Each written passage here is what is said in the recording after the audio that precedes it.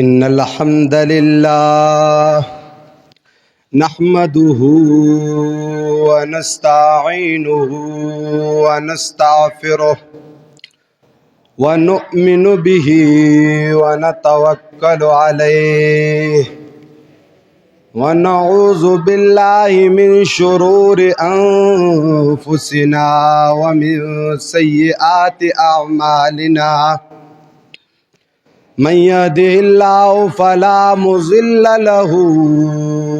ومن يضلل فلا هادي له ونشهد أن لا إله إلا الله وحده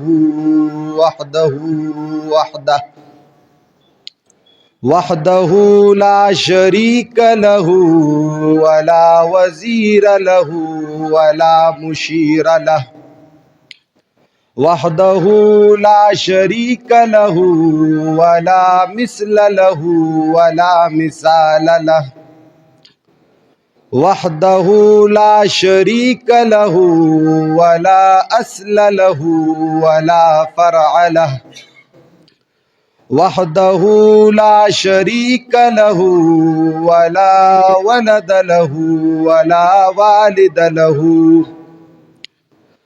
وحده لا شريك له ولا ضد له ولا ند له وحده لا شريك له ولا أصل له ولا فرع له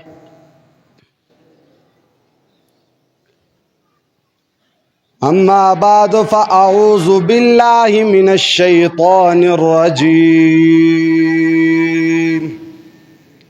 بسم الله الرحمن الرحيم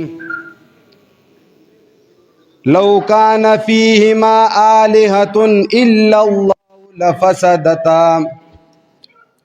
فسبحان الله رب العرش عما يصفون د اورمړو او د ګردو نواه مشرانو کشرانو حاضرینو غایبینو لکه څرنګه تاسو ته معلومه ده چې زه موجوده په کوم منبر باندې ناست یم زه د دې مستحق او د دې لایق خو نه یم ځکه چې د دې منبر د پاره ډیر غټ علم او ډیر غټ جرأت پکار دی خو د والد محترم مفتی محمد منیر شاکر شهید رحمه الله د غیر موجودګۍ د وجنه زنن د مشرانو په مشورې باندې د مفتی صاحب په منبر باندې ناسیم ضمیر مالت اجازت نه راکوي د دې ځای پکې ناستو باندې خو زما د والد محترم چې کم میشن و د هغې میشن د پرېښستو اجازت هم نه راکوي زما والد محترم به د دې ځای نه د دین اور قرآن دعوت چلولو خو چونکې نن هغه شته نه الله ډېر په درون استقبال باندې ځان ته راوغوښتلو دا دنیا خو داسې ده که انسان هر څومره معزز او هر څومره غټې مرتبې والا شي نو الله تعالی یو مقرره نیټه ورته ایښې وي چې الله تعالی هغه نیټه پوره شي نو بنده ځان له راوغواړي نو چونکې د هغې د وجې نه زه نن په دې منبر ناست یم بهرحال زه به خپل مقصد ته راشم چې کم مقصد زمونږ د والد محترم و او زمونږ د ټولو مسلمانانو دی لکه څرنګه ستاسو وړاندې ما قرآن یو آیت پیش کړو لو کان فیهما آلهة الا الله لفسدتا زما خوږو ورونو دا زه چې کومه نکته ویم په دې نکتې باندې غور وکړئ دې کې ډېره غټه فلسفه پرته ده دا زمونږ خپل علم او زمونږ خپل فهم نه دی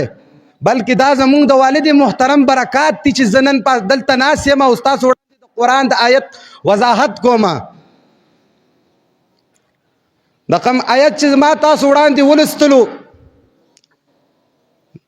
د دې معنی به زه هم سره سره د تلاوت کوم چې تاسو پوه شئ، خو په دې نکتې باندې غور وکړئ. ډېر غور نکته ده. لو کان فیهما که چرې وې په ځمکه او اسمان کې د فیهما کې چې کوم ضمیر دی دا د تثنیې ضمیر دی، دې کې اشاره اسمان اور ځمکې ته ده. نو الله په خپل کلام کې فرمایي لو کان فیهما که چرې وې په دې ځمکه او اسمان کې الهتون نور خدایان علاوه د الله نه نور خدایان چرې په دې ځمکه باندې وې او په اسمان باندې وې، نو د دې نتیجه به څه وه؟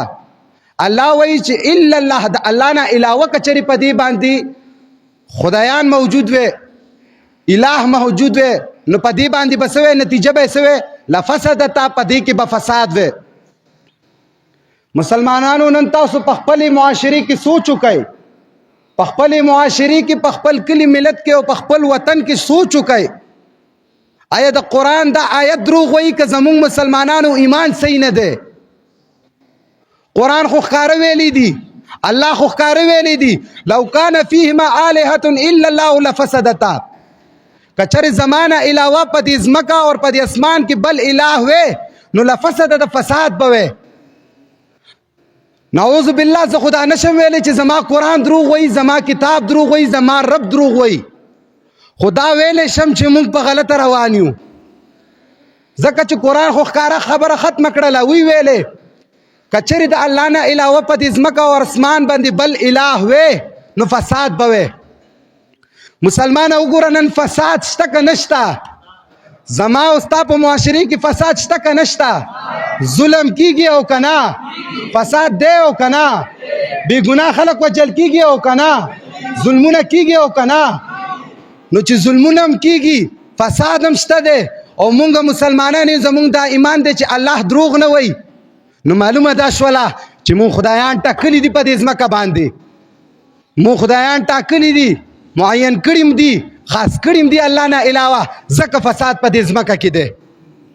ځکه فساد په دې ځمکه کې دی، ځکه چې د الله د دې کلام نه خطا مونږ روان یو. الله خو خبره ختمه کړې ده چې زمانه علاوه وې، خو ای مسلمانه چې تا نه وي ټاکلي دا فساد څه کوي؟ او دا واضحه خبره ده ستاسو ټولو ته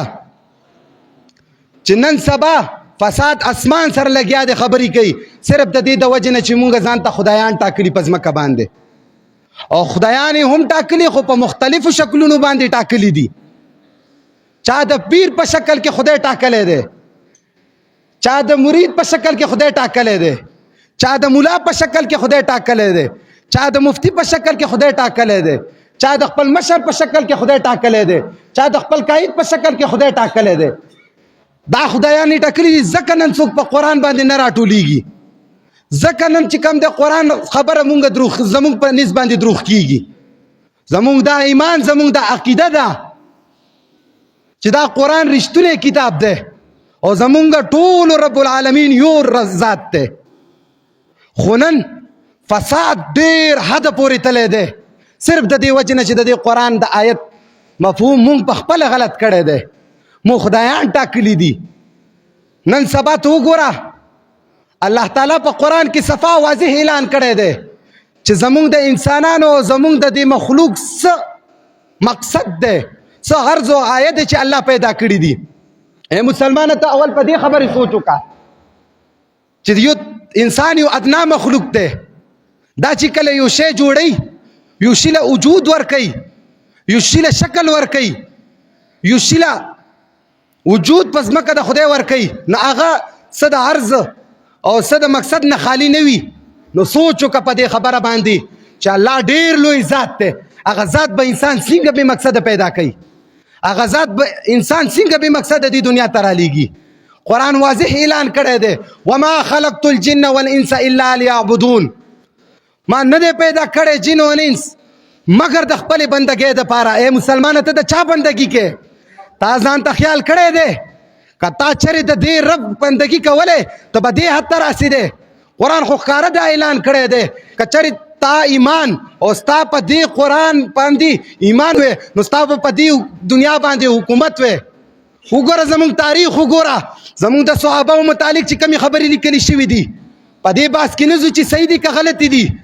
خو دا خبره زه ضرور کومه چې وګوره چې خلک د صحابه متعلق کوي د بعضو صحابه متعلق چې هغه په نیمه دنیا باندې پوره دنیا باندې حکومت کولو. والله چې هغې ټایم کې ټینک نه و والله چې هغې ټایم کې ډرون نه و والله چې هغې ټایم کې ټیکنالوژي نه وه هغې ټایم کې څه شی وی مسلمانه تاسو نه جواب غواړم خالص قرآن و او قرآن په دې معنی نه و چې دا نن سبا په کومه معنی دی چې په جومات کې په الماری کې پروت دی په کور کې په الماری کې پروت دی بلکې قرآن په هغه زمانه کې په دې معنی باندې و چې سینو کې سره د حفظ او سره د عمل و. نن زما او ستا معاشره زه دا نه یم چې قرآن مې یادوئ قرآن زمونږ کتاب دی مونږ به یادو مونږ سینو کې ځای ورکو ډیر معزز او ډیر د غټ ذات کتاب دی خو دا خبره ضرور کومه چې افلا یتدبرون باندې به تاسو فکر ولې نه کوئ په دې خبره تاسو غور ولې نه کوئ. قرآن خو ښکاره ویلی چې تاسو تدبر ولې نه کوئ په دې قرآن باندې. خو ای مسلمانه نن ستا حافظ درشمې سپارې پورې قرآن یاد کی تراوی پړاوی همدغه شانتې ځای په ځای تلاوتونه کوي خو په والله ته دې د آیات تپوس وکړه د صحیح معنو باندې دله به آیات نه ورځي صحیح معنی مفهوم به نه ورځي.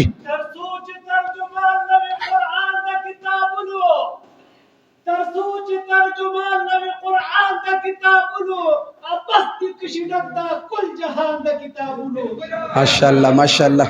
چې نن فساد د دنیا ډیر حد ته رسیدلی دی او د دې وجې نه رسیدلی دی چې مونږ خدایان ټاکلي دي او هغه خدایانو چې کومه طریقه مونږ ته ښودلې ده کم مقصد د قرآن مونږ ته ښودلی دی په کم شان مونږ ته ښودلی دی په هغې طریقې باندې زما او ستا معاشره عامي طالب مولا مفتی دا روان دی او د هغې د وجې نه د هغې مقصد ته نه رسي. قرآن خو ښکاره دا خبره کړې ده که چېرې تا په ما باندې اتفاق و الله بار بار دا ناره کوي قرآن بار بار دا ناره کوي واعتصمو ونیسئ راټینګه کوي اتفاق وکئ په څه شي باندې بحبل الله جمیعا په رسۍ د الله باندې څوک را جمع شئ کومه فرقه را جمع شئ کم جماعت را جمع شئ تخصیص نه دی کړی الله تعالی ویلی دي جمیعا ټول را جمع شئ ولا تفرقو په جماعتونو کې مه ځئ په تنظیمونو کې مه ځئ قرآن واضح اعلان کړی واعتصموا بحبل الله جميعا ولا تفرقوا. لیکن اے مسلمانه زما او ستا نن په دې قرآن باندې عمل شته زما او ستا په دې آیات باندې عمل شته.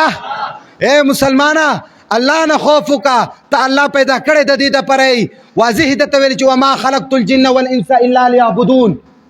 او تا ته دا هم ویلي چې واعتصموا بحبل الله جميعا ولا تفرقوا. لیکن نن ته کوم حد ته ورسېدلې نن ته کم حدودونه تیر شولې دا ظالم چې په موږ ظلم کوي دا بعضې غټ غټ خلک چې په موږ ظلم کوي ظلم ضروري دا نه ده چې تا وولي ضروري دا نه چې تا ویني کی خو چې د قرآن سره کم خیانت ملا شروع کړی دی قرآن سره چې مفتی کم خیانت شروع کړی دی قرآن سره چې ملا کم خیانت شروع کړی دی د دې نه غټ بټ ظلم شته د دې نه غټ ظلم بل شته. اے مسلمانه قیامت په ورځ باندې په یو روایت کې ما لیده صحیح او غلط به ورته نه ویم خو قرآن سره ټکراو نشته چې کله الله تعالی د ټول انسانانو نه روحونه قبض کی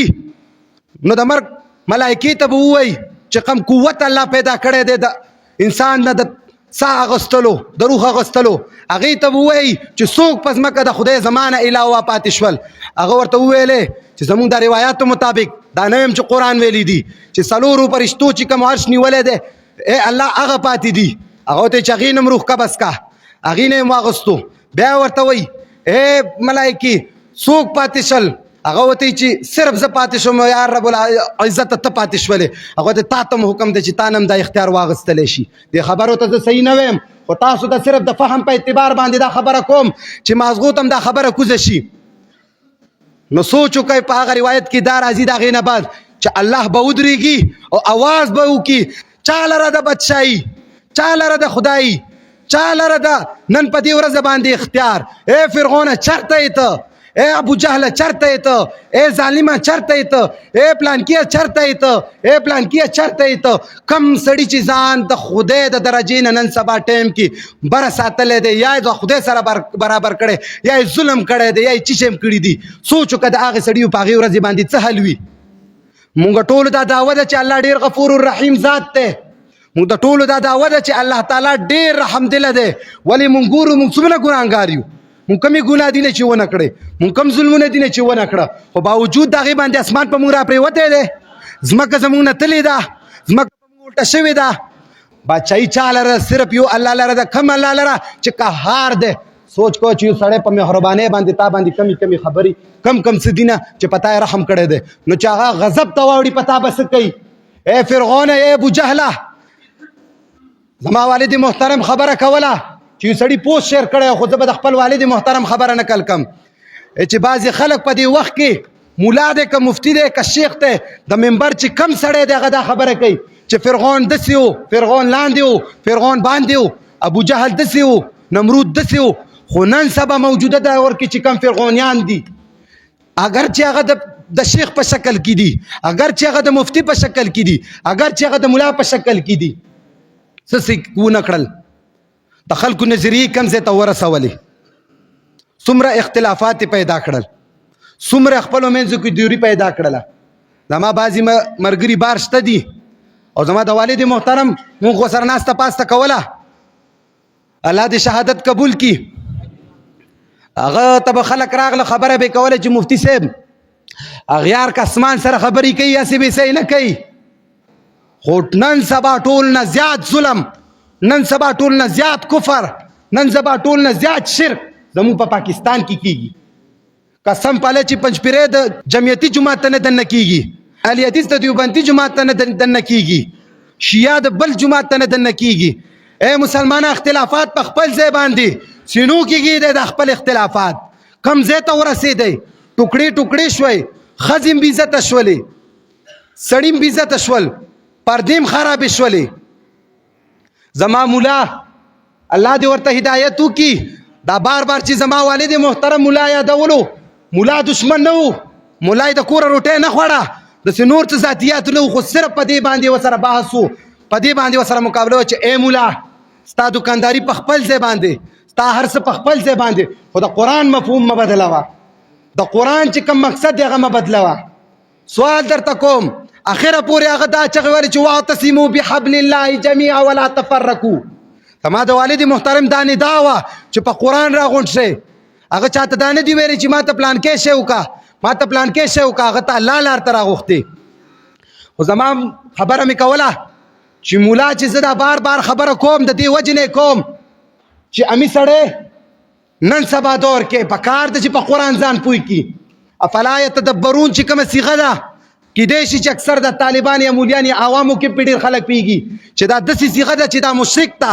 کافر ته، مسلمان ته، مؤمن ته، ټولو ته مشترکه ده، ټولو ته پکار ده چې تدبر پې وکړي. ولې چې الله اگر چې مونږه کفار وایي چې زمونږ نه دی، خو په حقیقت کې خو د کفار رب دی که نه دی؟ قیامت په ورځ به حساب کتاب کوي او ورسره که نه به کوي. نو مسلمانو ته پکار ده چې تدبر وکړي، خو تدبر یې نه دی کړی. مولا امی کوم ځای ته رسولی دی، طالب کم ځای ته رسولی دی، طالب دې حد ته رسولی دی، امی دې حد ته رسولی دی. فلسطین کې څومره ښځې بې حیا او بې عزته شولې، څومره خلک بې قدره شول، څومره کورونه ړنګ شول. او زمونږ پاکستاني نه به چې کومه خبره وکړله د هغې ذهن مولا داسې جوړ کړی و چې ته مسواک وکړې تا ته د سلو شهیدانو ثواب میلاویږي. مازغه خراب دي چې کم سړی هغه ځي فلسطین کې یا افغانستان کې یا په خپل پاکستان کې بعضې ځینو کې اختلافات ختمولو کوشش کوي. نه، ولې به یې وکړي؟ واضحه خبره د هغه خو ښکاره ویلي دي چې په سلو شهیدانو ثواب په یو مسواک باندې دی. او داسې که چېرې تاسو د بعضې کتابونه د مخلوق کلاو کړو، لکه څرنګه چې فضایل اعمال دی بد نه ویم، بعضې داسې روایت پکې شته چې قرآن سره اتفاق کې راځي. خو دومره مسله یې جوړه کړې د امت ته دی مولا، دومره مسله یې جوړه کړې د مفتی، دومره مسله یې جوړه کړې د شیخ چې نن مسلمان په یو ځای د راجمع کېدو سوچ هم نه کوي. زما والد محترم مفتی محمد منیر شاکر شهید رحمه الله متعلق به زه خبره وکم. هغه وجلې شو، شهید کړلې شو. الله دې شهادت قبول کړي. ډېر ښکلی مرګ ورته راغو. په والله ملګرو دا بعضې کم میلمانه دي، خیر دی زموږ د کسانو نه تپوس وکئ.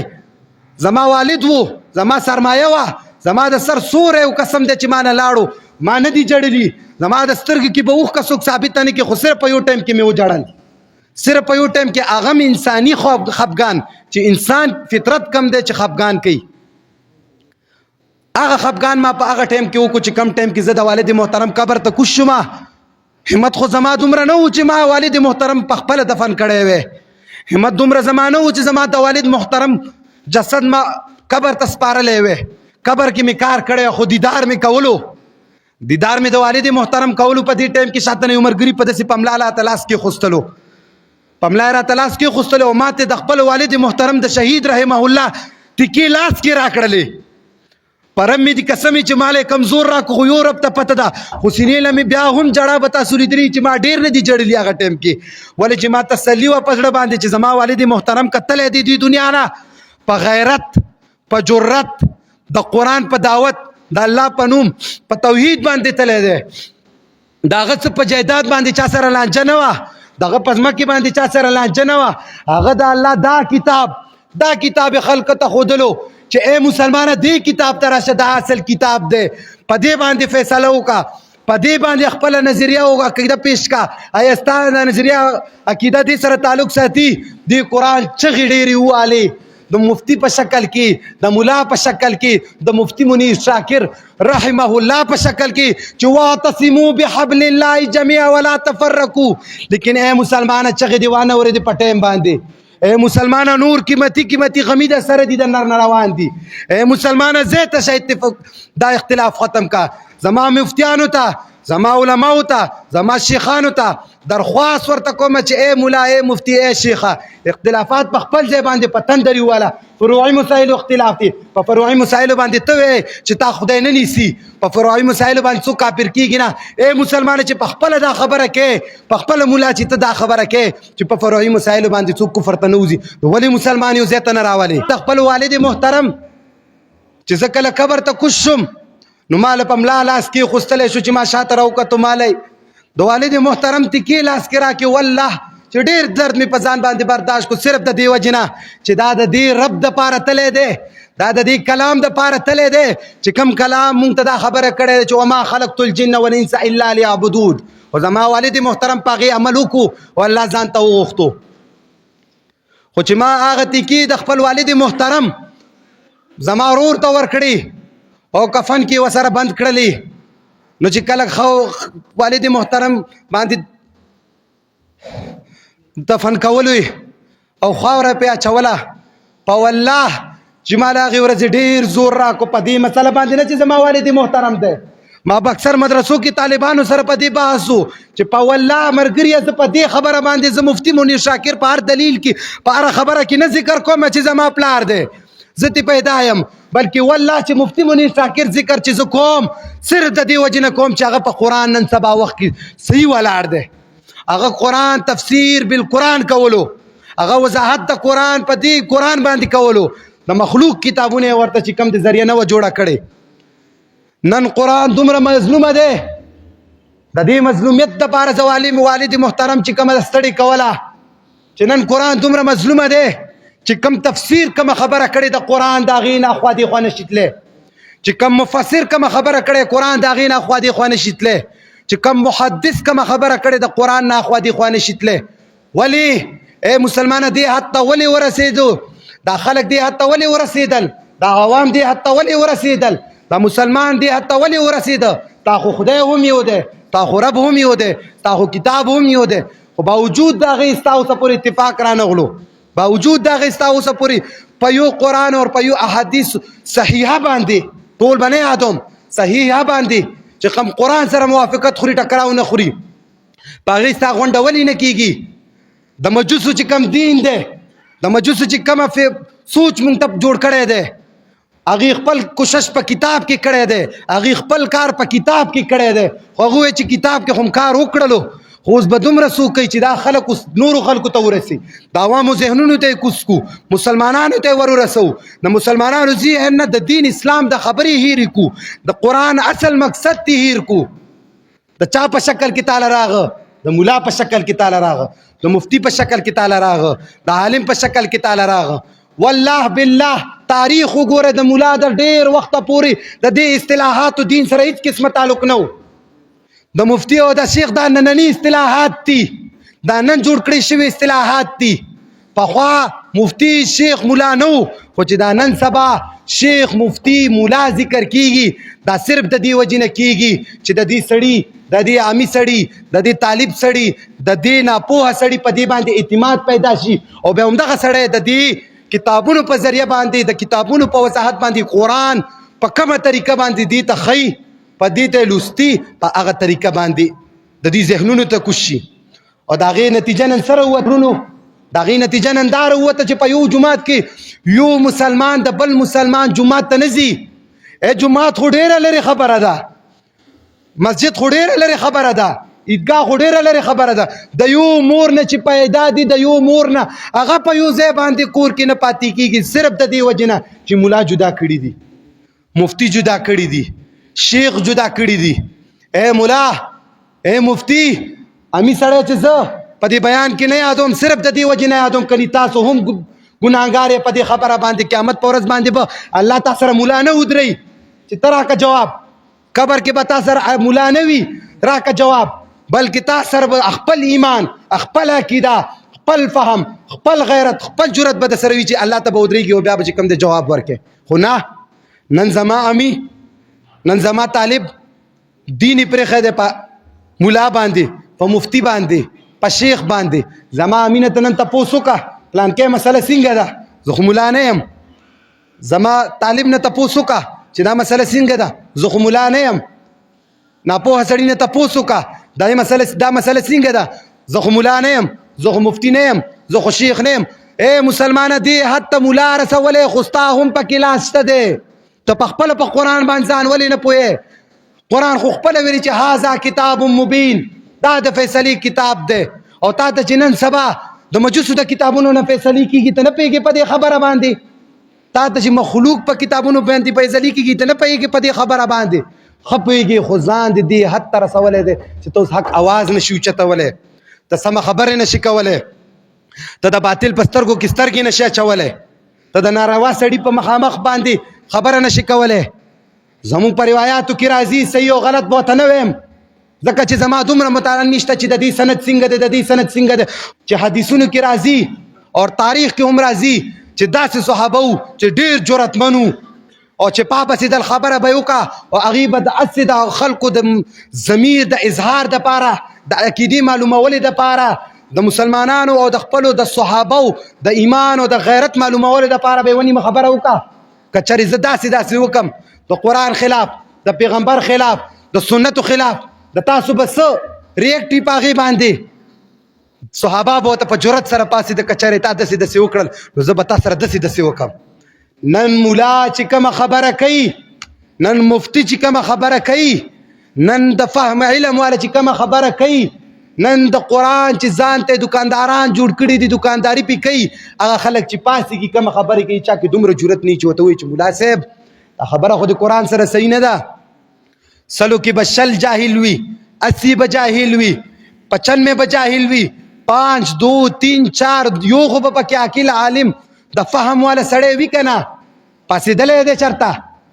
او انشاءالله آینده دپاره به هم نه پاسې که چېرې مونږ په دې قرآن باندې عمل ونه کړو په دې قرآن باندې راغونډ نه شولو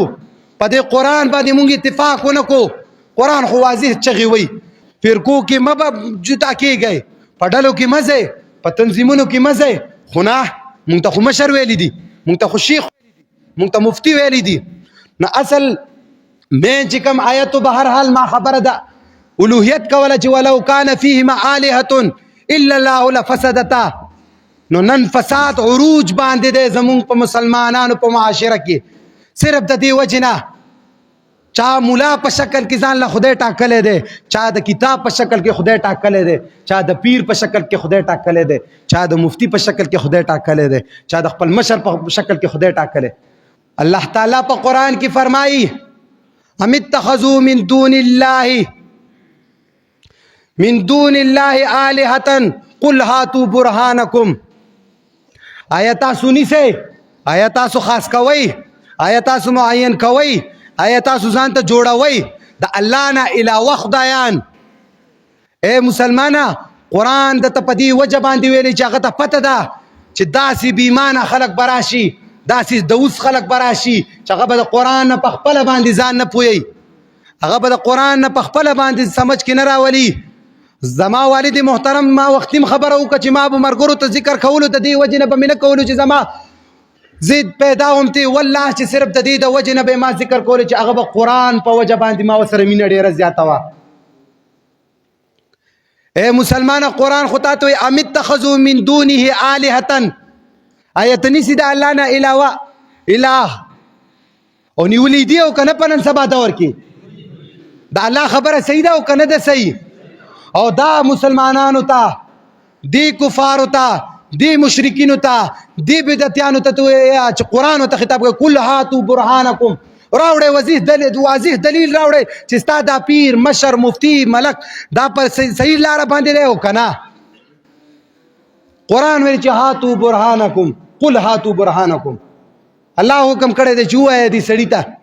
چې صحیح واضح دلیل راوړی چې آیا ستا دا مشر په حق باندې دی، آیا ستا د مفتی په حق باندې دی، آیا ستا د منبر د خاوند په حق باندې دی، آیا د قرآن چې تا ته کوم سړی درس کوي دا په حق باندې دی. زما او ستا امي به څه جوابي، زما د جماعتو د تنظیم د سړي به څه جوابي، هغه به همدغه خبره کوي، هغه به همدغه وایي چې زما مشر دی ما نه ښه پوهېږي. اگر چې هغه په دې خبره ښه پوهېږي چې د ملا خبره غلطه وکړه د قرآن خلاف ده، شیخ خبره غلطه وکړه دا د قرآن خلاف ده،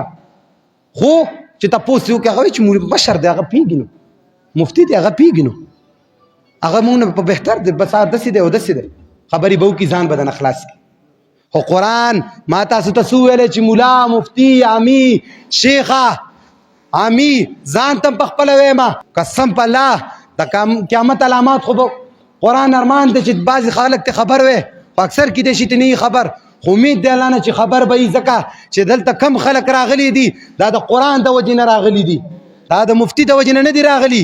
والله د مفتی د وجې نه دي راغلي. زه قسم په دې خورم چې د مفتی د وجې نه دي راغلي، صرف د دې وجې نه راغلي دي چې د مفتی منیر شاکر چې کم دعوت و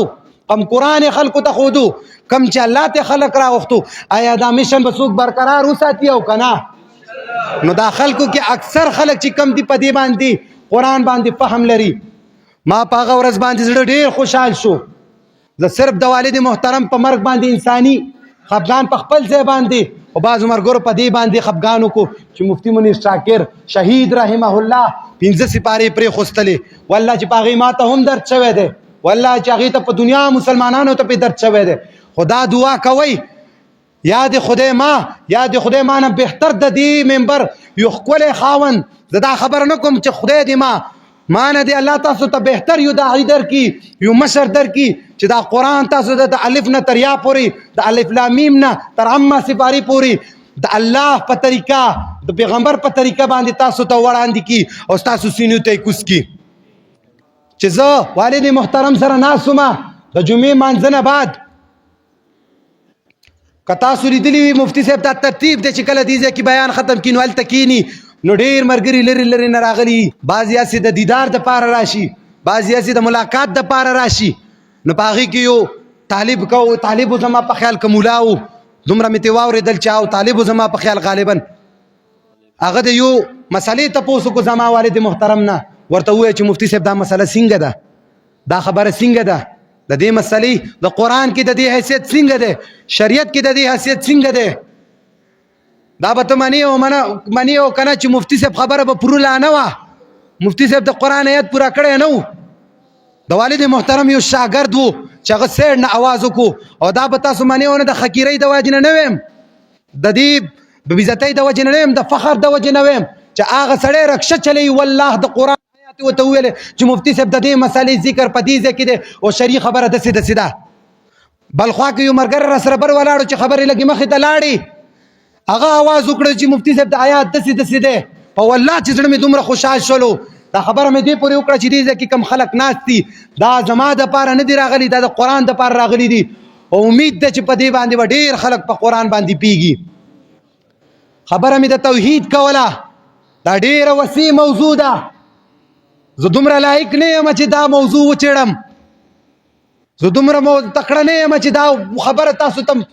په واضح طریقې سره وکم خو دومره وس مې شته ده چې قرآن الله ماته څه ویلي دي هغه به تاسو ته انشاءالله وړاندې کوم زما والد محترم که شهید شوی دی کتلی دی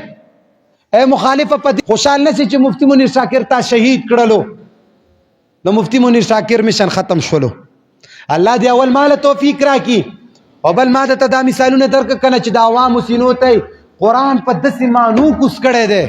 قرآن په داسې انداز کوس کړی دی په رب کعبه مې دې قسم چې ځان مړ کړم دا قرآن به ته اخوا دې خوا نه کړي او په والله زما امید ده چې زم مفتي منیر شاکر شاګردان دومره همت لري دومره تکړه شوي دي چې په کلي کې ملا مفتی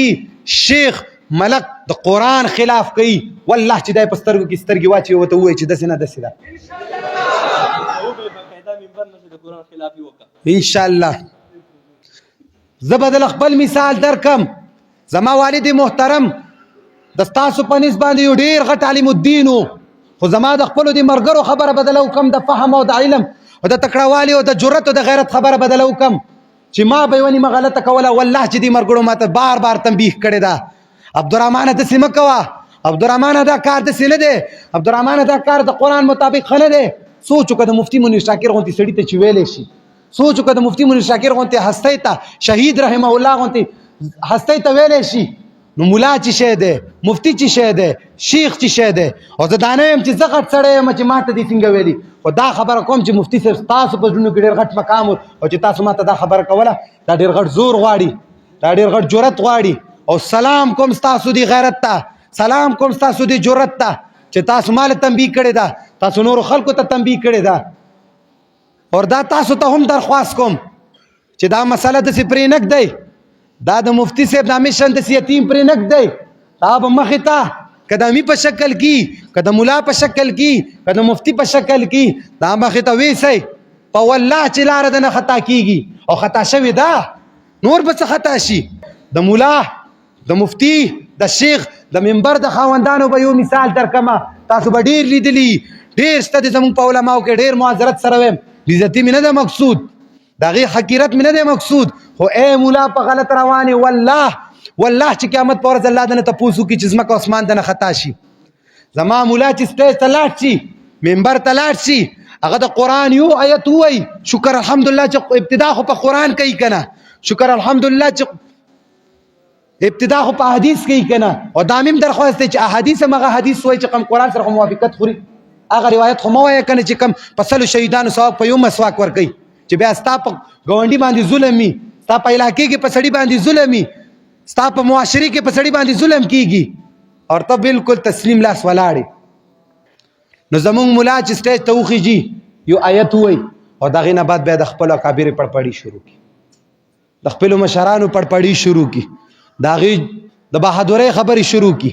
او بعضې خلکو ته به ما ویلم ملګرو ته ما چې دا ستاسو مشر دا ستاسو ملا یا زما د استاز یا زما د پلانکې دا چې دا داسې کوي دا خو ښه نه ده ګپ شپ کبې مې ورته وویلی هغه ورته وویلی چې دا خلک د عبرت دپاره وایي مولای کوي د دې دپاره وایي چې د عوام ته لږ څه مقصد حاصل کړي ما لکه ستا دا مقصد دی د قرآن کامل نه دی ما ستا لکه دا مقصد دی چې د پیغمبر سنت او د پیغمبر حیات زمونږ دپاره کافي نه دی ما ستا دا مقصد دی چې دا د صحابه و سیرت زمونږ دپاره کافي نه دی که چرې د قرآن زمونږ دپاره کافي سنت زمونږ دپاره کافي د صحابه دا لار زمونږ دپاره کافي د صحابه عمل مونږ دپاره کافي د پیغمبر عمل مونږ دپاره کافي نو دا مولا چې څه کوي دا ښه نه کوي دا مولا چې دا کمې کیسې کوي دا ښه نه کوي پکار دی چې هغه قرآن باندې خلق پوهه کړي پکار دی چې قرآن خلکو ته ورسوي ډېر علما ما داسې لیدلي دي ډېر د منبر خاوندان ما داسې لیدلي دي چې هغې منبر ته وخیږي د مشرانو کیسې شروع کی دا خو لا پرې د مشرانو کیسې خو زما ملګري خبره چې څه سبق به ترې لږ والي هغه هم څه صحیح خبره نه ده کړې خو هسې مثال در کوم چې د یو نیم عالم خبره کوي، د یو نیم محدث یا د یو نیم مکابر خبره کوي، څوک به ته صحیح لماسد کی. بعض خلک دومره فالتو خبرې په دې منبر باندې کوي، بعض خلک دومره بکواس په دې منبر باندې کوي چې ته باریان پاتې شي چې دا منبر ته د خپل دا وی چې علماء ورثه الانبیاء او ته دا کیسې شي، ته په کومه لاره باندې رواني، ته د کومه لار اختیار کړې ده، ته د قرآن ته کوم رنګ ورکو، ته د صحابه او د لارې ته کوم رنګ ورکو، ته د پیغمبر سنتو ته کوم رنګ ورکو، ستا د دې قرآن مقصد ته کوم رنګ ورکو. قرآن خو ته ښکاره ویلی دي وما خلقت الجن والانس الا ليعبدون، لیکن ته چې دا کم عبادت کې تا ځان ته خیال دی دا عبادت د قرآن سره موافق دی؟ زمونږ د ګاونډي باندې څومره تکلیف تیریږي والله چې نن سبا معاشرې کې سړی نه خبرېږي. زمونږ والد محترم د بل مسلمان دپاره یو سوچ پیدا کړی دی چې د هغه دپاره فکر وکړه. المسلم اخو المسلم دا د رسول الله صلی الله علیه وسلم کلام دی، ولې چې قرآن سره موافقت شته دی، خلاف نه دی، ټکراو نه دی. پیغمبر وایي چې المسلم اخو المسلم، خو دلته کې مقصد دا نه دی چې کم مقصد نن سبا خلکو اغستی دی. د دې حدیث معنی دا ده چې مسلمان د بل مسلمان رور دی، خو د دې مسلمان نه مراد داسې نه ده چې ستا د مور نه پیدایي، ستا د پلار نه پیدایي، بلکې د دې نه مراد دا ده چې کم معاشرې کې ته اوسېږي، په کمې محلې کې ته اوسېږي، په کم کلي کې ته اوسېږي، په کم وطن کې ته اوسېږي، ګوره چې کم مسلمان، ګوره چې کم ماشوم، ګوره چې کم بوډا، ګوره چې کم بوډۍ په کم حال باندې ده. زما والد محترم به خبره کوله، بار بار په دې نه نقل کوم چې زما پلارو، بلکې په دې نقل کوم چې خبرې ډېرې ښکلې کړي دي، په سنې بدلې خبرې کړي دي چې جمعات ته چې راځي چې صرف دا د منځونو دپاره الله تعالی او پیغمبر نه دی ویلی چې تاسو هم جمعات له راشئ، بلکې دا یې د دې دپاره ویلي دي 15 وخته چې ستا بل مسلمان ورور چې راشي جمعات ته او ته یې وګورئ یا یې جامې شلیدلي دي، یا یې جامې خیرنې دي، یا یې نور داسې مزاج ګډوډ دی، یا یې طبیعت ټیک نه دی، او ته ترې تپوس وکړي، ته ترې تپوس وکړي چې حاجي صاحب، قاري صاحب، مولي صاحب، عامي صاحب، ناپوهه صاحب، پوهه صاحب، څه چل دی؟ تندی دې ولې وران کړی؟ کپړې دې ولې شلیدلي؟ پلانکې شی دې ولې داسې دی؟ پلانکې شی دې ولې داسې دی؟ جماعت کې را د غونډېدو دا مقصد دی، خو موږ مقصد بدل کړی دی. نتیجه خو دا ده چې امي، غریب، مولا، مفتی، کاغی کې غریبي او که مالداره وي چې مالداره وي ښکلې جامې اچولي او چې غریبي ګډوډي. خبره ما دا کوله چې جومات کې پکار دی چې جومات د دې دپاره دی چې د یو بل حالات تپوس وکړلی شي. اے مسلمانه تا ته یوه طریقه پرېښې ده چې دا جومات د دې دپاره دی چې کله راجمع شئ د یو بل حالات تپوس وکئ، د هغه د حالاتو تپوس، د هغه د کور تپوس، ایا ستا کور کې بیمار شته او که نه شته. زکات په باره کې زما والد محترم خبره کړې وه، د زکات دویم نوم دا دی د غریب حق. زما والد محترم د دې متعلق خبره کړې وه، خو معاشرې چې څنګه مې خبره وکړه چې مولیانو خپل اختلاف، خپل جدایي، خپل نفرت دې حد ته رسولی چې خپل مقتدي په دې پوه کړی دی چې داسې صحیح بیان یې راشي، سمه خبره یې راشي، ګډه وډه یې کوه ته شعر یې که. هغه دا خبره کړې وه چې زکات دا حق د غریب دی، دا حق د مظلوم دی، چې کم مال مسلمان د خپل ضرورت نه زیات شي نو دا دی بل مسلمان له ورکي. دا ډېره تفصیلي بحث دی، چېرته که خدای ژوند راکو او موقع راکړه زه په دې خبرې کوم چې د زکات څه تفصیل دی، او زما والد محترم هم تاسو ته کړې وه، او انشاءالله الله دې ماله دومره توفیق راکړي چې زه د هغه نه بړ چړ کر، د هغه نه لږ مخکې لاړ شم، ولې چې الله تعالی د هر انسان صلاحیتونه ځان له پرېښي دي، هر انسان له ځان له صلاحیتونه ورکړي دي، خو زه د توفیق د دې وجې نه د رب نه غواړم چې ما نه څه کوتاهي ونه شي. دا ډېر د جرأتمند سړي منبر دی، په موجوده حالات کې په مجازي معنو کې وایم چې دا ډېر د غیرتي سړي منبر دی، ډېر د حق پرست سړي منبر دی. الله دې ماله دومره توفیق راکړي زما د خولې نه داسې یوه خبره ونوځي چې زما د والد محترم شهید رحمه الله په شهادت باندې دغه په لمنه باندې تور داغ جوړ نشي، دغه په شان او عزت باندې تور داغ جوړ نشي. نو الله دې ماله داسې توفیق راکړي چې داسې طریقې سره تاسو ته زه دا خبرې ورسوم، دا دین ورسوم چې ما نه ونیمه خبره غلطه ونه ځي، ما نه ونه کمزوري ونه شي. نو ځکه زه د زکات په دې خبره کې مخکې نه ځم. دا ډېر تفصیلي بحث دی، دا ډېر اختلافي بحث عوامو جوړ کړی دی، مولا جوړ کړی دی، مفتی جوړ کړی دی، کتاب جوړ کړی دی، مخلوق جوړ کړی دی. الله قرآن کې واضح آیات دی. ما د تصویر چې تفصیل ډېر زیات دی بیا به په خبره وکم. صفا دا خبره کړې چې ستا د ضرورت نه زیات چې غریب ته ورکا. نن غریب د لوږې نه مري، تندې نه مري. زمونږ مسلمان ته خدای په کمې میاشت کې رایاد شي، زمونږ مسلمان ته خدای په کم وخت کې رایاد شي. پروخ کال کې په 12 میاشتو کې دته صرف په یو وخت کې دا خدای رایادېږي، په یوې میاشت کې. غریب سره په هغې کې مرسته کوي، غریب ته به خوراک ورلیږي، غریب ته به څښاک پوره کوي، غریب ته به چی کوي چی کوي. دومره حده پورې خلک مې لیدلي دي عوامو، دومره حده پورې خلک مې لیدلي دي چې خلکو ته شی هم ورکوي. تاسو ماته ووایئ چې غریب ته شی ورکوي د الله د رضا دپاره یې ورکوي که د مخلوق د رضا دپاره؟ نو ای مسلمانه چې مونږ دا دعوه ده چې د الله د رضا دپاره ورکوو، مونږ چې غریب ته چې شی ورکوو د الله د رضا دپاره یې ورکوو. نو چې د الله د رضا دپاره ورکوو نو کار هم څه دی چې مونږ تصویر وباسو، کار هم څه دی چې ویډیو کوو، کار هم څه دی چې د خلکو په مخ کې شرمو ودرو او خلکو په مخ کې ورکوو. نن سبا ته وګوره، نن سبا مولا مې بعضې مولیان مې داسې لیدلي دي چې تعاون کوي، ویډیوګانې کوي. تکړه تکړه خلک مې داسې لیدلي دي، ملکانان مې لیدلي دي چې هغې خلکو سره تعاون کوي او خلکو په مخ کې کوي، ویډیوګانې کوي. دا د امي غلطي نه ده، دا د ناپوهه سړي غلطي نه ده، دا د منبر خاوندانو ورته دا دین ښودلی داسې دی چې هغه نن دغه شانتې طریقې سره خلکو ته عمل وسره کوي، دغه شانتې خلکو سره ښېګړه کوي. که چېرې ملا ورته ویلي وې چې د پیغمبر داسې طریقه وه، چې د پیغمبر داسې سنت و، چې د پیغمبر دغه شمیشن و چې هغه به کله هم یو سړي سره مرسته کوله، یو سړي سره به منډه ترړه کوله، یو سړي سره به په یو شي کې مدد کولو، نو بل سړی به ترې نه خبرېدو، بل صحابي به ترې نه خبرېدو. او نن سبا زما او ستا معاشره کوم حد ته رسېدلې ده؟ ویډیوګانې کوي، ځینې یې ورته جوړ کړي دي، څه څه دي نه چې ورته جوړ یې نه کړل. خو دا ګیله زما د ملا نه ده، دا ګیله زما د مفتي نه ده. عوامو تاسو هم ځان خلاص نه کې. ای مسلمانه دا قرآن رڼا ده، رڼا دا قرآن دی چې زده کړو دا رڼا ده، دا به ستا سینه رڼا کې، خو په دې طریقې نور نه چې دا کومه رڼا تاسو په لیټونو کې ګورئ، چې دا کومه رڼا تاسو دا بار ګورئ. دا داسې رڼا ده چې دا شرک ختموي انسان کې، دا داسې رڼا ده چې دا کفر ختموي په انسان کې، دا داسې رڼا ده چې دا بدعات ختموي په سړي کې، دا داسې رڼا ده چې دا رسومات ختموي په سړي کې، دا داسې رڼا ده چې د مخلوق خوف یره ختموي په انسان کې. اے انسان دومره قیمتي کتاب تعالی الله درکړی دی،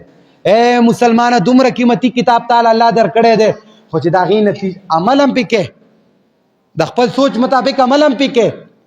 ډېر حافظان هم شته دي، ډېر قاریان هم شته دي، خو نتیجه مونږ ته هغه شان نه میلاویږي. الله د هرې خبرې او د هر څه دپاره یو قانون جوړ کړی، او هغه قانون یې داسې جوړ کړی دی مسلمانه په تاسو داسې مثال به درکړم چې هر سړی پرې پوه شي. لکه څرنګه اور ته تاسو وګورئ، اور ته الله قانون جوړ کړی دی چې کله تا اور بل کو، تا ورله ګوته یوړه، تا ورله یا لاس یوړو یا ستا په بدن ولګېدو، هغه تباهي هم کوي، تا سوځئ. اوبه داسې شی دی چې الله قانون داسې جوړ کړی چې اوبه ته اوس کې ستا تنده ماتوي. قانون الله روټۍ او خوراک دپاره داسې جوړ کړی چې ته روټۍ او خوراک وکړي تا لوږه ختموي. دغه شانتې دی الله کلام دپاره الله یو قانون جوړ کړی دی، دا قانون دی. الله دې دپاره نتیجې ښودلې دي، ان مع العسر یسرا. الله تعالی په خپله قرآن کې فرمایي، وایي چې ان مع العسر یسرا. آیا د قرآن دروغ دی که مونږ په غلطه یو؟ تاسو نه تپوس کوم آیا د قرآن په غلطه دی که مونږ په غلطه یو؟ آیا چې مونږ په قرآن باندې عمل وکړو هغه به مونږ ته غلطه نتیجه راکړي که سمه به راکوي؟ ای مسلمانه چې سمه به راکوي، ای مسلمانه ستا چې ایمان دی، ای مسلمانه ستا چې عقیده ده چې په قرآن باندې ته عمل وکړې تعالی به بالکل د دې صحیح نتیجه میلاویږي. چاته میلاو شوه؟ چاته میلاو شوې ده تر اوسه پورې؟ ته دې وجې نه ده میلاو شوې چې د قرآن کم اصل مقصد دی همونږ نه ملا غړولی دی، نه مفتي غړولی دی، همونږ نه د منبر خاوندانو غړولی دی. کله چې هم تاسو په قرآن باندې په خپله باندې تدبر وکړو، خپله باندې پې سوچ وکړئ، خپله پې دا نه وایم چې ته قرآن راونیسه د نورو محدثینو او مفسرینو د ډېرو غټو غټو علماو اکابرو په شانتې چې دې شماري چې غوږ نه یې ونیسه په کومه دې روان کو بس بوی ځه. قرآن باندې ځان پوي کا. قرآن ته الله ښکاره ویلي چې هذا کتاب مبین. د قرآن آیت ما ته صحیح یاد نه دی خو مفهوم یې دومره راته یاد دی چې الله تعالی وایي چې پیغمبر ته یو ټایم کې وویلی شو په دې آخر ټایم کې چې دین مکمل شولو ستا. نو دین یې څه شي ته ویلی و؟ بخاري ته دین ویلی و، مسلم ته دین ویلی و، ابو داود ته دین ویلی و، ترمذی ته دین ویلی و، ابن ماجه ته دین ویلی و. کم تفسیر اور کم کتاب اور کم محدث چی شي ته دین ویلی و؟ پیغمبر ته خو چې پوره شوی قرآن پوره شوی و، دین خو یې دې ته ویلی و. اصل میشن خو زمونږ دا و خو نن مونږه قرآن په صحیح معنو سره پرېښی دی، د هغې د وجې نه مونږ ته نتیجه نه میلاویږي. خبره خو ما تاسو له وکړله چې قانون الله جوړ کړی دی هر څه دپاره چې څنګه ته کار وکړې هغه شانتې به تا ته نتیجه میلاویږي. مسلمانه نن مونږ نه قرآن علماو خطا کړی دی، مفتیانو خطا کړی دی، خپلو ضروریاتو خطا کړی دی، خواهشاتو خطا کړی دی، خپلو ذهنونو خطا کړی دی، خپل عزتونو خطا کړی دی. زما والد محترم بار بار زه دا خبره کوم چې د خدای دپاره یادوم هغه چې په هر ځای کې ځان تباه کړی دی، هغه چې په هر ځای کې کور وران شوی دی، هغه چې په هر ځای کې مدرسه ورانه شوې ده، هغه چې په هر ځای کې مکتبه ورانه شوې ده، هغه چې په هر ځای کې هغه نه ګاډي اخیستې شوي دي، هغه د بل هېڅ څه دپاره نه دي اخیستې شوي، هغه صرف د قرآن او د توحید او د الله د کلام او د پیغمبر صحیح سنتو دپاره چې کوم دی اخیستې شوي دي. زمونږ ملا د مجوسو د علم مطابق یو سوچ یو فکر جوړ کړی دی. و سوچ و فکر څنګه جوړ کړی دی چې کله زما او ستا مسلمان ته چې مسله راشي دا د الله او د رسول خبره نه کوم، دا د نن سبا د نه اهل مولیانو ناپوهه مولیانو بېعزتي مې مقصود نه ده خو په والله چې ډېر غافل پراته یئ چې تاسو د قرآن په مقابله کې د مخلوق کتابونه راوړئ. قانون یې جوړ کړی مولا او قانون یې داسې جوړ کړی چې کله تا ته مسله راشي تا په یوه شي کې اختلاف شولو تا په یو شي کې څه مقصد یا څه شی و څه داسې مسله دله راغلله نو ته قرآن ته رجوع وکړه اولنی شی، تو سنت ته رجوع وکړه دویم شی چې کوم الله او پیغمبر پرېښي دي دا دوه د الله والا شي نه او د دې نه علاوه چې مخلوق هم ورسره تړلي دي چې اجماع او قیاس. اے مسلمانه نن په دې او قانون اجماع او قیاس باندې مونږ عمل کوو. تاسو دې په الله په ذات قسمي تاسو دې د دې کلام د الله په کور کې ناست تاسو ماته د دې خبرې جواب راکړئ. اوسه پورې زمونږ په اودس اختلاف ختم شوی، غسل کې اختلاف ختم شوی، لاس نیولو کې زمونږ اختلاف ختم شوی، امامتۍ کې اختلاف ختم شوی دی، په معاملاتو کې اختلاف ختم شوی دی، په څه شي کې زمونږ اختلاف ختم شولو. اختلاف ولې نه ختمیږي؟ د اختلاف مین وجه ده چې څلور بنیادونه جوړ کړي دي چې کم دوه حق دي او دوه دي ځان مخلوق جوړ کړي دي او دی چې شی راوړي په قیاس ګوري، دی چې شی راوړي په اجماع ګوري، دی چې شی راوړي په روایت ګوري، دی چې شی راوړي په هغه احادیثو چې په پیغمبر نه دي جوړ کړي شوي دي ورپسې. زما والد محترم په والله چې د قرآن نه علاوه چې څومره احادیثو منکر نه و خو هغه دا خبره کوله چې بعضې داسې حدیث دي چې زما ضمیر یې نه مني چې دا د پیغمبر خبره ده.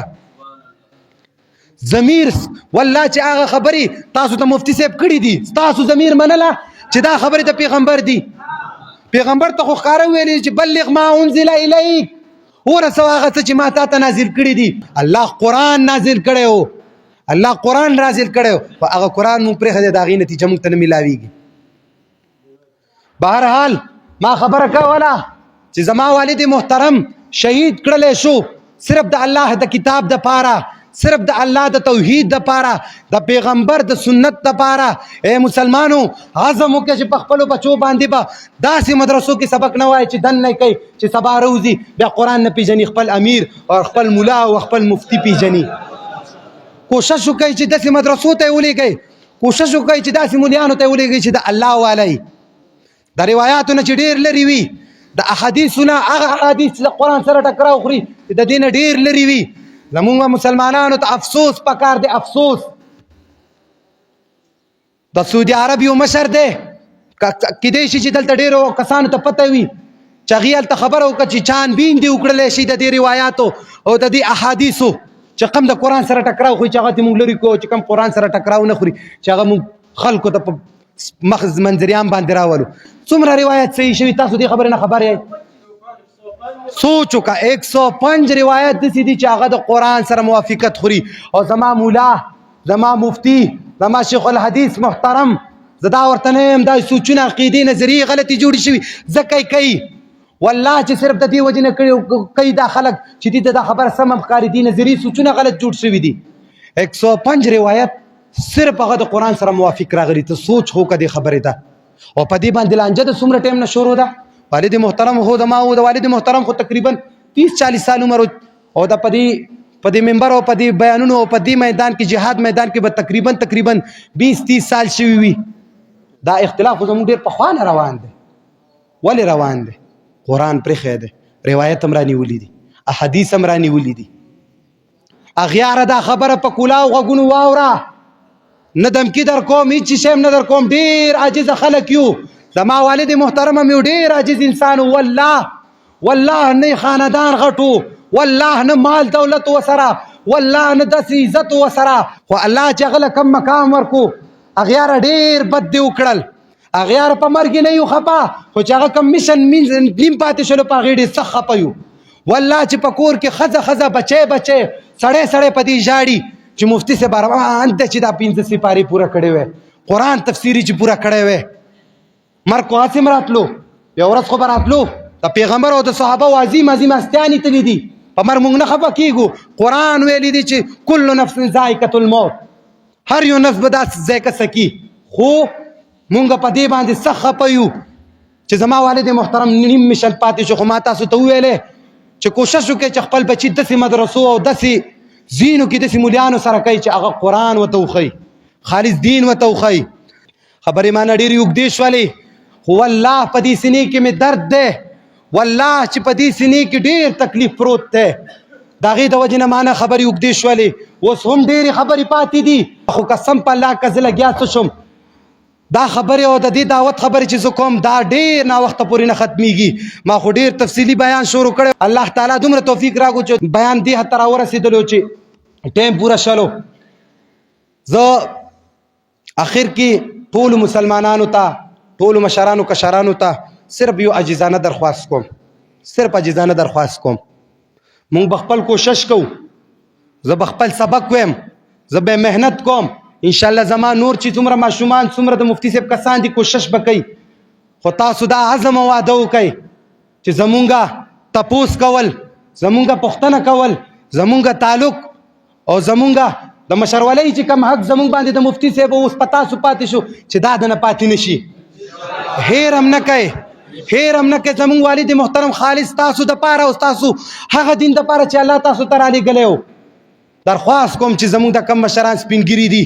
ما نه غلطه کېږي راځه په مخ مې وه زما رور نه غلطه کېږي په مخ مې وه والله بله ورځ مې سوچ کولو ما داسې چل چې وشي چې زه یوه غلطي وکړم او مشر راشي یو مشر او هغه ماره سپېډه رانه کړي ما پوه کړي په والله چې زما اوښکې سترګې کې په دې صرف راغلی چې زما والد به داسې و چې سپېډه به یې راکړه اوس زما د سپېډې سړی پاتې نه شو زما د ګزار سړی پاتې نه شو سوال درته کوم چې غلطه رانه کېږي ناروا کومه یو نو داسې کار رانه کېږي چې تاسو پوهېږئ چې دا د قرآن مطابق صحیح نه دی دا معاشرې کې فساد جوړوي دا د مفتي منیر شاکر شهید رحمه الله په لمنه باندې داغ جوړېږي دا درخواست مې صرف د دې وجې نه وکړو چې ګوره مونږ هیر نه کوئ وآخر دعوانا الحمد لله رب العالمين